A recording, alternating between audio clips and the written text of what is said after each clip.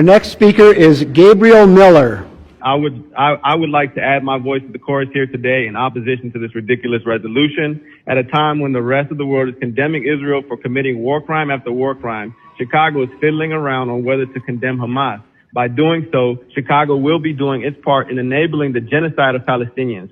And this resolution acts like it's on the side of innocent civilians. So in that case, I'd like to add, are you considering a resolution condemning Israel for using white phosphorus against the civilian population? Are you considering condemning Israel for its planned war crime of forced removal of 1 million Palestinians from northern Gaza? Are you going to condemn them for cutting off food, water, and electricity to Gaza, another war crime called collective punishment? Did it ever cross your mind to condemn Israel when they assassinated Palestinian journalist Shireen Abu Akleh in broad daylight, or when they brutalized the people carrying her coffin peacefully, or when Israeli snipers killed innocent peaceful protesters throughout the March of Return? Did the people in office before you ever consider condemning Israel at any point? Since its inception, when it crams a country full of people into a 60-mile corner of their own country, creating the largest concentration camp in history, the largest open-air prison in the world?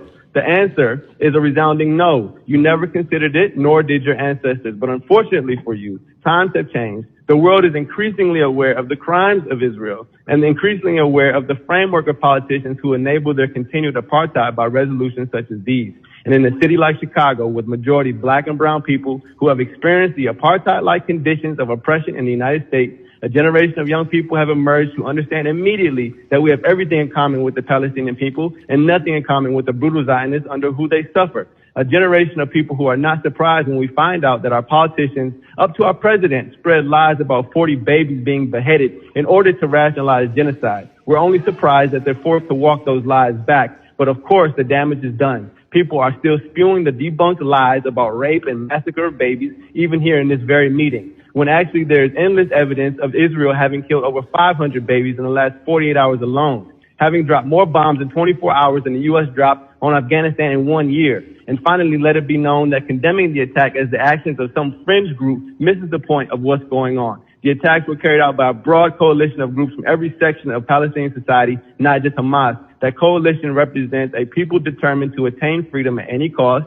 and they have arrived at this point in the face of a broad coalition of right-wing Zionists and their supporters like those in the city council who would start a meeting with a prayer calling for their attempts at freedom, a second Holocaust, but are so silent you could hear a rat piss on cotton when innocent, peaceful Palestinians are annihilated day in and day out like the Native Americans of this country. If it were another time, these same people would be condemning Africans for rebelling against their slave masters during slavery, such as Nat Turner or in the Haitian Revolution. Thank you.